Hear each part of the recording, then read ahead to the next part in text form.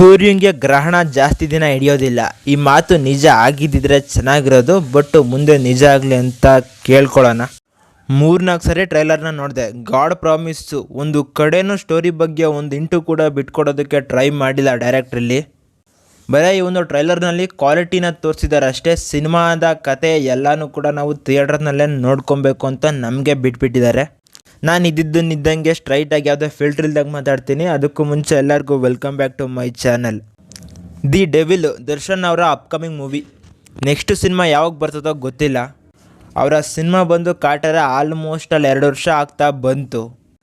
ಎಲ್ಲ ಕರೆಕ್ಟ್ ಟೈಮ್ಗಾಗಿದ್ದರೆ ಈ ಒಂದು ಸಿನಿಮಾ ಯಾವಾಗಲೂ ಬರಬೇಕಾಗಿತ್ತು. ಬಟ್ ದರ್ಶನ್ ಅವರ ವೈಯಕ್ತಿಕ ತೊಂದರೆಗಳಿಂದ ಅದು ಡಿಲೇ ಆಗ್ತಾ ಬಂತು. ರೀಸೆಂಟಾಗಿ ಈ ಸಿನಿಮಾ ಕಂಪ್ಲೀಟ್ ಆಯಿತು. ಈಗ ಬೇಗ ಅದನ್ನು ರೆಡಿ ಮಾಡ್ಕೊಳ್ಳೋದಕ್ಕೂ ಕೂಡ ಮುಂದಾದರು.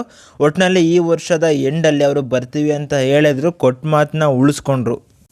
ಈಗ ಟ್ರೈಲರ್ನ ಆಲ್ರೆಡಿ ರಿಲೀಸ್ ಮಾಡಿದ್ದಾರೆ. ಇನ್ನು ಸಿನಿಮಾ ಮುಂಚೆ 12ಕ್ಕೆ ರಿಲೀಸ್ ಆಗಬೇಕಾಗಿತ್ತು. ಬಟ್ ಈಗ ಒಂದು ದಿನ ಮುಂಚೆನೇ ಸಿನಿಮಾನ ರಿಲೀಸ್ ಮಾಡ್ತಾ ಇದ್ದಾರೆ. ಅಂದರೆ ಡಿಸೆಂಬರ್ 11ಕ್ಕೆ ಈ ಒಂದು ಸಿನಿಮಾ ನಮ್ಮ ಮುಂದೆ ಬರ್ತಾ ಇದೆ.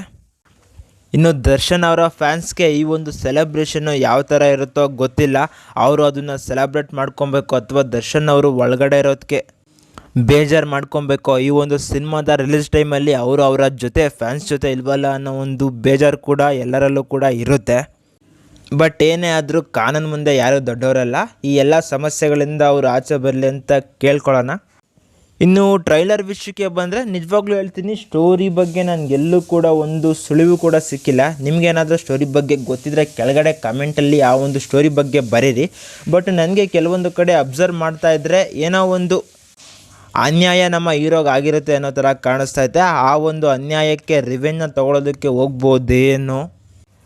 ಒಟ್ಟಿನಲ್ಲಿ ಕಾಮನ್ ಮ್ಯಾನ್ ವರ್ಸಸ್ ಜಸ್ಟಿಸ್ ಕಾನ್ಸೆಪ್ಟಲ್ಲಿ ಈ ಒಂದು ಸಿನಿಮಾ ಬರ್ಬೋದು ಅಂತ ಕಾಣಿಸುತ್ತೆ. ಬಟ್ ಪಕ್ಕಾ ಆಕ್ಷನ್ ಕಮರ್ಷಿಯಲ್ ಮೂವಿಗಳು ಸಕ್ಕ ಸ್ಟೈಲಿಶ್ ಆಗಿ ತುಂಬ ರಿಚ್ ಆಗಿ ಮೂಡ್ ಬಂದಿದೆ ಸಿನಿಮಾ ಟ್ರೈಲರ್ನ ನೋಡ್ತಾ ಇದ್ದರೆ. ಅದರಲ್ಲೂ ಕೂಡ ಓಲ್ಡ್ ಸಿನಿಮಾದಲ್ಲಿ ದರ್ಶನ್ ಅವರನ್ನೇ ಡಾಮಿನೇಟ್ ಮಾಡಿದ್ದಾರೆ ಎಲ್ಲ ಲುಕ್ಕು ಎಲ್ಲ ಗೆಟಪ್ಗಳಲ್ಲಿ. ಕೆಲವೊಂದು ಸೀನ್ಸ್ಗಳನ್ನ ನೋಡ್ತಾ ಇದ್ದರೆ ಈ ಒಂದು ಸಿನಿಮಾ ಫುಲ್ಲು ರಾಗಿ ಕೂಡ ಇರುತ್ತೆ ಅಂತ ಅನ್ನಿಸ್ತಾ ಇದೆ.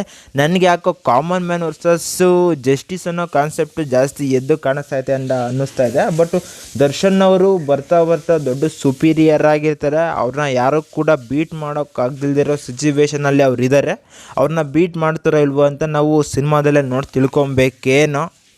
ಇದು ಕೂಡ ಬರೀ ನನ್ನ ಗೆಸ್ ಅಷ್ಟೇ. ಆ್ಯಕ್ಚುಲ್ ಸ್ಟೋರಿ ಏನು ಅಂತ ಗೊತ್ತಿಲ್ಲ. 11ಕ್ಕೆ ನಾವು ಸಿನಿಮಾ ನೋಡೇ ತಿಳ್ಕೊಬೇಕು. ಎಲ್ಲ ಅಂದ್ಕೊಂಡಿರೋ ಥರ ಆದರೆ ನಾನು ಕೂಡ ಈ ಒಂದು ಸಿನಿಮಾ ಬಗ್ಗೆ ವಿಶೇಷವಾಗಿ ಒಂದು ವಿಡಿಯೋ ಮಾಡೋಣ ಅಂದ್ಕೊಂಡಿದ್ದೀನಿ. ನೋಡೋಣ ಏನಾಗುತ್ತೆ ಅಂತ. ಸಿನಿಮಾಗೆ ಮಾತ್ರ ಫಸ್ಟು ಶೋಗೆ ಹೋಗ್ತೀನಿ, ಅದಂತೂ ಕನ್ಫರ್ಮು.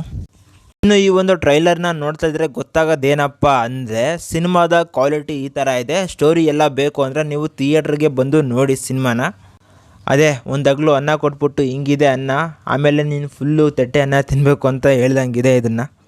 ಇನ್ನು ದರ್ಶನ್ ಅವರ ಲುಕ್ಸ್ ವೈಸ್ ವಿಷಯಕ್ಕೆ ಬಂದರೆ ನಿಜವಾಗ್ಲೂ ಚೆನ್ನಾಗಿದೆ ಗುರು. ಅವರ ಲುಕ್ಸು ಪ್ರೀವಿಯಸ್ಸು ಸಿನಿಮಾಗಳಿಗೆ ಕಂಪೇರ್ ಮಾಡಿಕೊಂಡ್ರೆ ಈ ಒಂದು ಲುಕ್ಕು ಸ್ವಲ್ಪ ಚೆನ್ನಾಗಿದೆ. ಪ್ರಕಾಶ್ ಅವರು ಬರೆದು ಡೈರೆಕ್ಷನ್ ಮಾಡಿರೋ ಈ ಒಂದು ಸಿನಿಮಾಗೆ ಅಜನೀಶ್ ಲೋಕನಾಥ್ ಅವರು ಮ್ಯೂಸಿಕ್ನ ಕೊಟ್ಟಿದ್ದಾರೆ. ಅಜನೀಶ್ ಲೋಕನಾಥ್ ಯಾರು ಅಂತ ನಿಮ್ಗೆ ಆಲ್ರೆಡಿ ಗೊತ್ತಿದೆ. ಕಾಂತಾರಾಗೆ, ವಿಕ್ರಾಂತ್ ರೋಣಾಗೆ ಇಂಥ ಸಿನಿಮಾಗಳಿಗೆ ಮ್ಯೂಸಿಕ್ನ ಕೊಟ್ಟಂಥ ಮ್ಯೂಸಿಕ್ ಡೈರೆಕ್ಟ್ರ್ ಇವರು. ಇದರಲ್ಲೂ ಕೂಡ ಇದ್ರೆ ನೆಮ್ಮದಿಯಾಗಿರಬೇಕು. ಮತ್ತು ಬಂದಿರೋ ಸಾಂಗುಗಳು ಕೂಡ ತುಂಬ ಚೆನ್ನಾಗೇ ಹಿಟ್ ಆಗಿದ್ದಾವೆ. ಇನ್ನು ಟ್ರೈಲರಲ್ಲಿರೋ ಮ್ಯೂಸಿಕ್ಕು ಮತ್ತು BGM ಬ್ಯಾಕ್ಗ್ರೌಂಡ್ ಕೋರು ಎಲ್ಲ ಕೂಡ ಚೆನ್ನಾಗಿ ಅಟ್ರ್ಯಾಕ್ಟ್ ಮಾಡ್ತು. ಇನ್ನು ಈಗೀಗ ಸೋಷಿಯಲ್ ಮೀಡಿಯಾದಲ್ಲಿ ಮತ್ತು ಬೇರೆ ಪ್ಲ್ಯಾಟ್ಫಾರ್ಮ್ನಲ್ಲಿ ಹೆಸರು ಮಾಡ್ತಿರ್ತಕ್ಕಂಥ ಆರ್ಟಿಸ್ಟ್ಗಳಿಗೆ ಒಳ್ಳೆ ಎನ್ಕರೇಜ್ಮೆಂಟು ಕೊಡೋದಕ್ಕೆ ಟ್ರೈ ಮಾಡಿದ್ದಾರೆ. ಈಗ ಗಿಲ್ಲಿ ನಟ ಸಖತ್ತು ಪಾಪ್ಯುಲರ್ ಆಗಿ ಟ್ರೆಂಡಿಂಗಲ್ಲಿದ್ದಾರೆ. ಅವರು ಕೂಡ ಈ ಒಂದು ಸಿನಿಮಾದಲ್ಲಿ ಮೇ ಬಿ ಲಾಯರ್ ಕ್ಯಾರೆಕ್ಟರ್ ಮಾಡ್ತಿರ್ಬೋದು ಅನ್ನೋ ಒಂದು ಹಿಂಟ್ನ ಅವರ ಒಂದು ವೇಷಭೂಷಣ ನೋಡಿದ್ರೆ ನಮಗೆ ಗೊತ್ತಾಗುತ್ತೆ. ಅದರಲ್ಲೂ APC ಲಾಟ್ ಆಫ್ ಸೆಕೆ AC ಹಾಕು ಅಂತ ಹೇಳೋ ಅವರ ಒರಿಜಿನಲ್ ಸ್ಲ್ಯಾಂಗು ಇಲ್ಲಿ ಗೊತ್ತಾಗುತ್ತೆ. ಅಷ್ಟೆಲ್ಲ ವಿನಯ್ ಅವರೇ ಆಗಿರ್ಬೋದು, ಕೆಲವು ಸೀರಿಯಲಲ್ಲಿ ಆ್ಯಕ್ಟ್ ಮಾಡ್ತಿರ್ತಕ್ಕಂಥ ಆರ್ಟಿಸ್ಟ್ ಆಗಿರ್ಬೋದು ಈ ಒಂದು ಸಿನಿಮಾದಲ್ಲಿ ಇದ್ದಾರೆ. ನೀವೆಷ್ಟು ಜನ ಈ ಒಂದು ಸಿನಿಮಾಗೆ ಫಸ್ಟು ಶೋಗೆ ಹೋಗೋದಕ್ಕೆ ರೆಡಿಯಾಗಿದ್ದೀರಾ? ಎಷ್ಟು ಜನ ಫಸ್ಟು ಡೇನೇ ಸಿನಿಮಾನ ನೋಡ್ತೀರಾ? ಕಮೆಂಟ್ನ ಮಾಡಿ. ಟ್ರೈಲರ್ನ ನೋಡಿ ನಿಮ್ಮ ಎಕ್ಸ್ಪೀರಿಯನ್ಸ್ ಏನು ಅಂತ ಕಮೆಂಟ್ ಮಾಡಿ. ನಾನು ಮತ್ತೆ ನಿಮಗೆ ಸಿಗ್ತಾ ಇರ್ತೀನಿ. ಬಾಯ್.